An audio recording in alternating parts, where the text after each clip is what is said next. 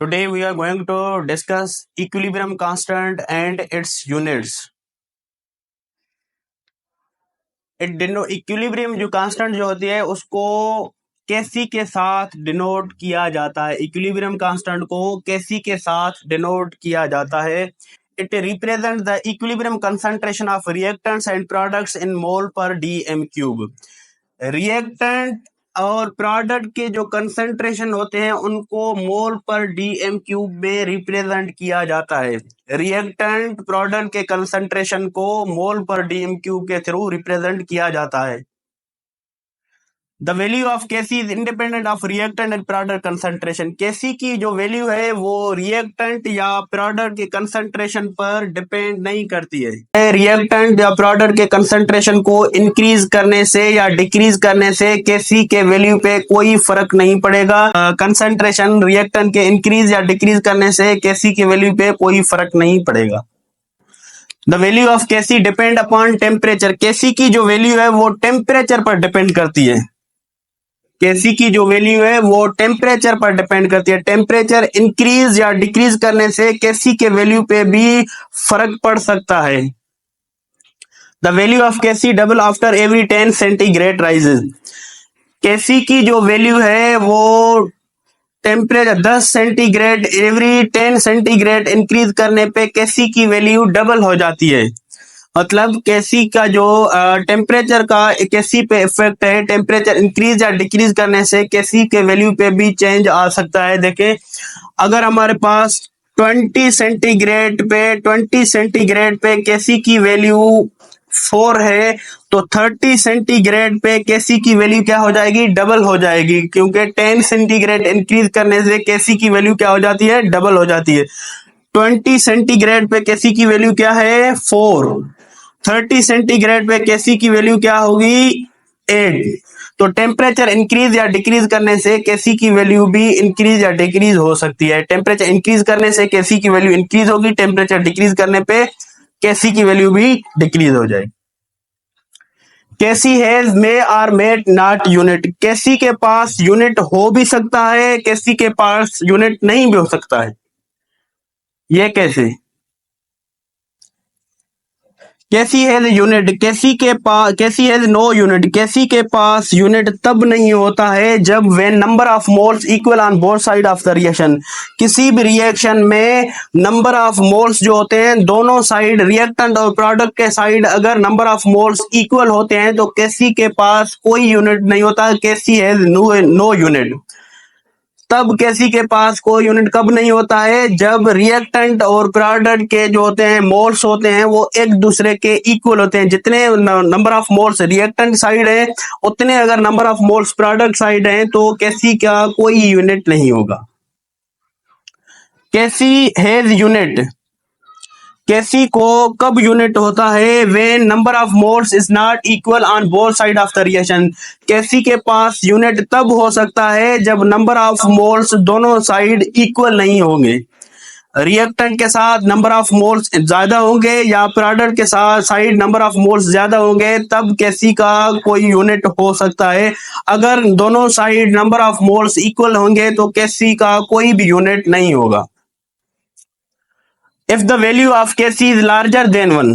अगर केसी की वैल्यू 1 से ग्रेटर है, 1 से ज्यादा है, तो देन द रिएक्शन फॉरवर्ड। अगर केसी की वैल्यू हमारे पास 1 से ज्यादा आ रही है तो रिएक्शन जो होगी वो फॉरवर्ड डायरेक्शन में मूव करेगी।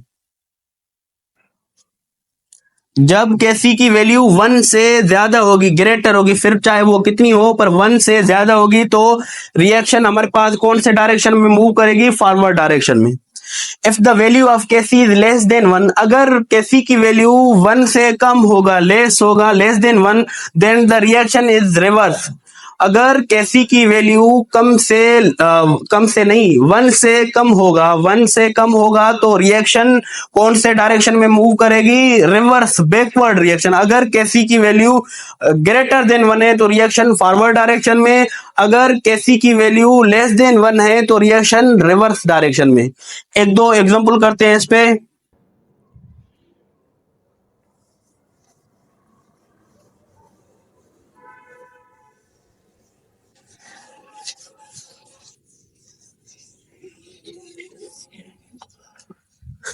अच्छा, हमारे पास एक एग्जाम्पल है, एक नहीं है, बहुत सारे एग्जाम्पल हैं। अभी हम एक लिख रहे हैं।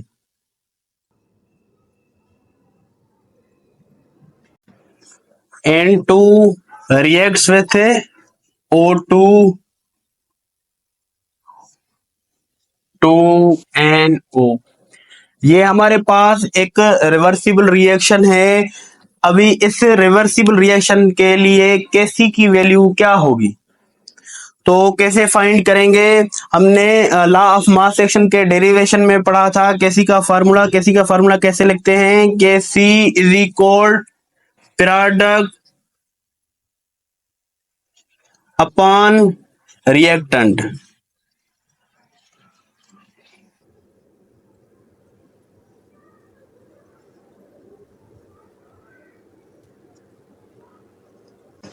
केसी इज इक्वल प्रोडक्ट में हमारे पास क्या है? NO। जो कोएफिशिएंट होता है, ये जो 2 लिखा हुआ है उसको एक्सपोनेंट के फॉर्म लिखते हैं, पावर के फॉर्म में। और रिएक्टेंट हमारे पास क्या है? N2O2। अच्छा, रिएक्टेंट और प्रोडक्ट के कंसंट्रेशन को हम कैसे रिप्रेजेंट करते हैं? मोल पर डीएम क्यूब के थ्रू। Kc इज इक्वल मोल पर डीएम क्यूब। ये जो पावर है वो इसके ऊपर देंगे। N2 को कैसे रिप्रेजेंट करेंगे? मोल पर डीएम क्यूब। O2 को भी ऐसे ही रिप्रेजेंट करेंगे, मोल पर डीएम क्यूब। अभी देखें, हमारे पास मोल पर डीएम क्यूब स्क्वायर और मोल पर डीएम क्यूब, मोल पर डीएम क्यूब, तो ये और ये दोनों कैंसिल करेंगे एक दूसरे, क्योंकि स्क्वायर में 2 ऊपर हैं 2 नीचे हैं, तो एक दूसरे को क्या करेंगे? कैंसिल करेंगे। तो केसी की हमारे पास क्या वैल्यू होगी? इस रिएक्शन के लिए केसी की हमारे पास क्या यूनिट होगी? केसी हैज नो यूनिट। इस रिएक्शन के लिए केसी की हमारे पास कोई यूनिट नहीं है। हमने पढ़ा था कि जब नंबर ऑफ मोल्स रिएक्टेंट और प्रोडक्ट दोनों साइड इक्वल होते हैं तो केसी का कोई भी यूनिट नहीं है। तो इधर हमारे पास दोनों एक दूसरे के साथ कैंसिल हो गए हैं, तो केसी की हमारे पास कोई यूनिट नहीं है।